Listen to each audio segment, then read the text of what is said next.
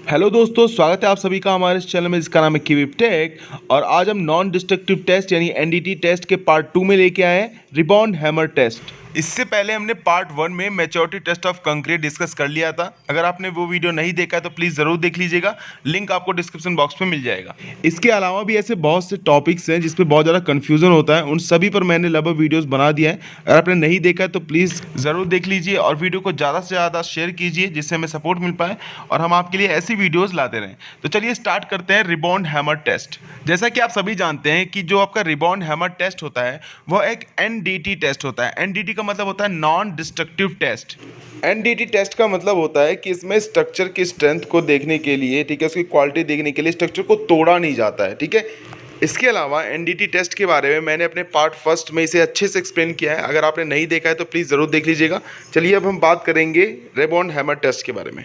A device to measure the elastic properties or strength of concrete, surface hardness or quality of concrete. Rebound hammer एक ऐसा instrument होता है जो किसी भी कंक्रीट का, जो मेच्योर्ड कंक्रीट होता है, उसकी स्ट्रेंथ, उसकी सरफेस हार्डनेस या क्वालिटी ऑफ कंक्रीट बताने के लिए प्रयोग किया जाता है। इमेज में आप देख सकते हैं, ये कहलाता है आपका rebound hammer. Oh I am really sorry, ये हमारा रिबाउंड हैमर नहीं है, ये कोई और हैमर है। हमारा एक्चुअल रिबाउंड हैमर ये होता है, ठीक है। कमेंट करके बताइए इससे पहले वाला हैमर कौन सा हैमर था। और वहीं अगर हम रिबाउंड हैमर टेस्ट के आईएस कोड की बात करें तो यह है आईएस कोड 13311 पार्ट 2 1992, ठीक है। इसमें आपको रिबाउंड हैमर टेस्ट के बारे में सारी जानकारी मिल जाएगी। पर अगर आप ये वीडियो पूरा प्रॉपर देख लेंगे तो आपको प्रैक्टिकली और थ्योरेटिकली हर एक तरीके से आपको नॉलेज पता चल जाएगा कि क्या है इसमें, क्या नहीं है, ठीक है। साथ में साथ हम पिछले सालों में जो भी एमसीक्यूज पूछे गए हैं हम उनको भी सॉल्व कर लेंगे। It is also known as Schmidt hammer, Swiss hammer, rebound hammer और कंक्रीट हैमर टेस्ट, ठीक है। कंक्रीट हैमर भी इसे बोला जाता है। इमेज में आप देख सकते हैं ये आपका रिबाउंड हैमर, इसके कुछ पार्ट्स हैं जिसमें आपका मोस्ट इंपॉर्टेंट है ये आपका प्लंजर, ठीक है। प्लंजर को ही हम जो टारगेट एरिया होता है, जो आपका स्ट्रक्चर होता है, वहाँ पर हिट करते हैं, ठीक है। और फिर वहाँ पर जो आपका ये स्केल है इसमें आपको ये दिखाता है, ये इस इंडिकेटर में, कि आपका रिबाउंड नंबर कितना है और उस नंबर को हम नोट कर लेते हैं। स्ट्रक्चर के जिस पार्ट पर हम ये टेस्ट परफॉर्म करते हैं उसका सिलेक्शन हम इस तरीके से करते हैं। Prepare 150 into 150 mm area for test. हम उस स्ट्रक्चर पर एक 150 इंटू 150 का एक स्क्वायर लेते हैं, एक स्क्वायर एरिया सेलेक्ट करते हैं, उसे अच्छी तरीके से साफ कर लेते हैं जिसके अंदर हम ये टेस्ट परफॉर्म करते हैं। Distance between impact point should be at least 25 mm। Rebound hammer के प्लंजर द्वारा जो हम एरिया पर इम्पैक्ट डालते हैं तो उसमें दो इम्पैक्ट के बीच की मिनिमम जो दूरी होनी चाहिए वो 25 mm होनी चाहिए। Minimum 10 reading from each selected area. जो भी हम एरिया सेलेक्ट करते हैं उसमें से मिनिमम हम 10 रीडिंग लेते हैं। Minimum distance from outer surface edge 50 mm, ठीक है। जो आपका ये एरिया आप सेलेक्ट करते हैं 150 इंटू 150, वो स्ट्रक्चर के कॉर्नर यानी कि आउटर सरफेस से 150 mm दूर होना चाहिए। इसके अलावा रिबाउंड हैमर से रिलेटेड और भी कुछ फैक्ट्स को आप ध्यान में रखेंगे। जैसे इसके प्रिंसिपल की अगर हम बात करें तो rebound of and the elastic mass depends on the hardness of the concrete surface against which the mass strikes. इसका मतलब ये है कि रिबाउंड हैमर का जो रिबाउंड वैल्यू होता है वो डिपेंड करता है कि आपका जो सरफेस है वो कितना ज़्यादा हार्ड है। Not for very accurate result, strength +-25%। Rebound hammer compressive strength का बहुत ज़्यादा एक्यूरेट रिजल्ट नहीं देता है। Provide convenient and rapid indicator of compressive strength. Rebound hammer test की जो एक्यूरेसी होती है वो उतनी अच्छी नहीं होती है, लेकिन उसके बावजूद इसका जो रिजल्ट होता है वो बहुत ही रैपिड होता है, ठीक है।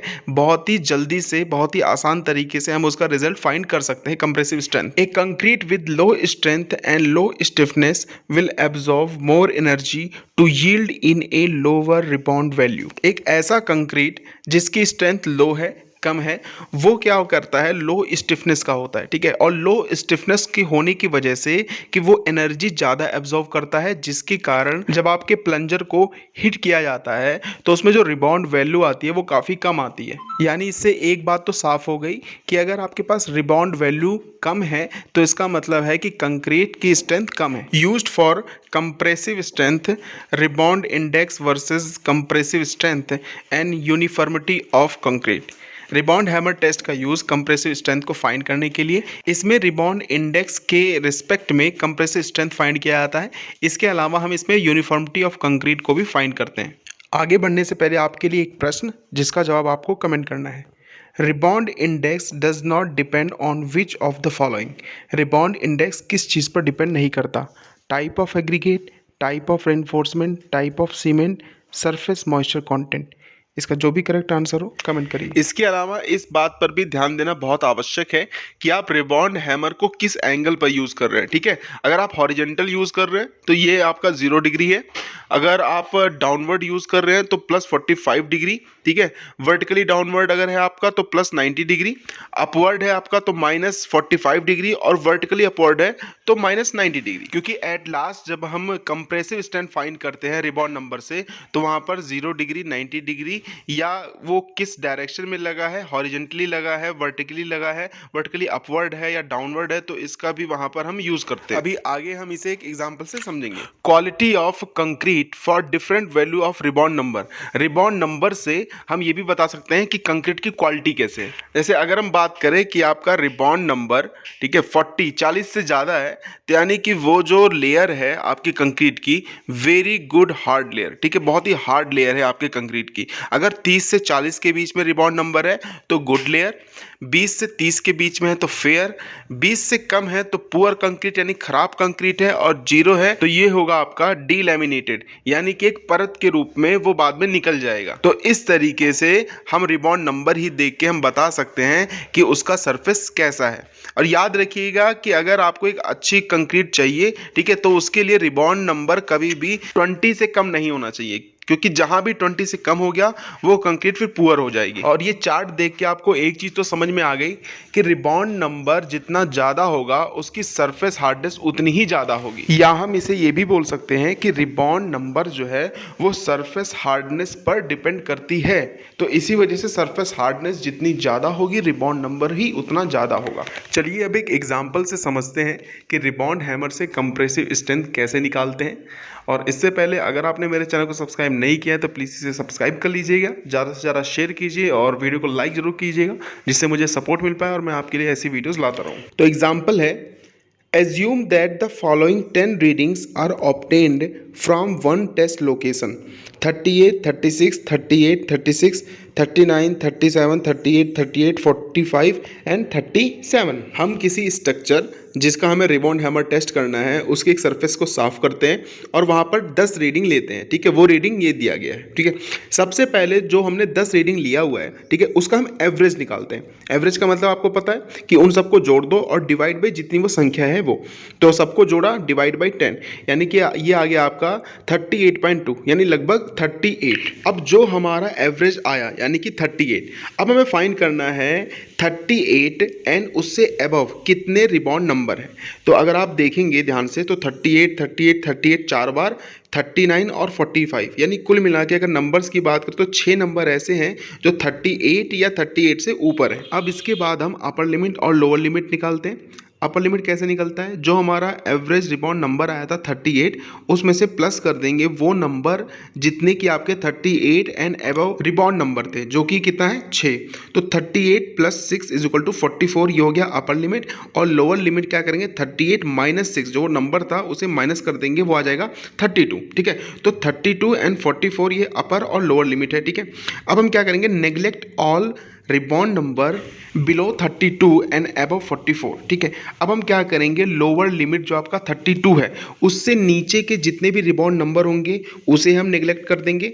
दूसरा अपर लिमिट जो कि 44 है उससे ऊपर के जितने भी रिबॉन्ड नंबर होंगे उसे भी हम नेग्लेक्ट कर देंगे। तो 32 से नीचे अगर आप ध्यान से देखेंगे तो कोई भी नंबर नहीं है। ठीक है, लेकिन 44 से अबव एक नंबर है, वो कौन सा है, 45। ठीक है, तो 45 को हम कर देंगे नेग्लेक्ट, और उसे नेग्लेक्ट करने के बाद जो आपकी बाकी 9 संख्याएं बची है उसका फिर एवरेज हम मॉडिफाइड जो है आपका रिबॉन्ड नंबर निकालेंगे। तो कैसे निकालेंगे, वो 9 संख्याएं 45 को सोचकर डिवाइड बाई 9, तो ये आएगा 37.4, तो जो कि लगभग आपका 37 है। यानी कि आपके इस क्वेश्चन के लिए जो आपका एवरेज मॉडिफाइड रिबॉन्ड नंबर आया वो आया 37। अब इस 37 से ही हम ये निकालेंगे कि कंप्रेसिव स्ट्रेंथ कितना होगा इसके रिस्पेक्ट में। तो फाइनली हमारा जो एवरेज मॉडिफाइड रिबॉन्ड नंबर यानी Rn आया वो है 37। ठीक है। अब इससे हम सबसे पहले क्वालिटी ऑफ कंक्रीट का देखेंगे। तो जो ये आपका 37 रेंज है, ये 30 और 40 के बीच में है, यानी कि आपकी जो कंक्रीट की सरफेस है, ठीक है, वो गुड लेयर है, अच्छी लेयर है। इसी के साथ अब हम इस ग्राफ से फाइंड करेंगे कि 37 रिबॉन्ड नंबर के रिस्पेक्ट में, ठीक है, आपका कितना कंप्रेसिव स्ट्रेंथ है। तो ग्राफ के नीचे ये जो हॉरिजॉन्टल लाइन है, इसमें दिया हुआ है रिबॉन्ड नंबर, और वर्टिकल लाइन पे जो है आपका वो है कंप्रेसिव स्ट्रेंथ, ठीक है।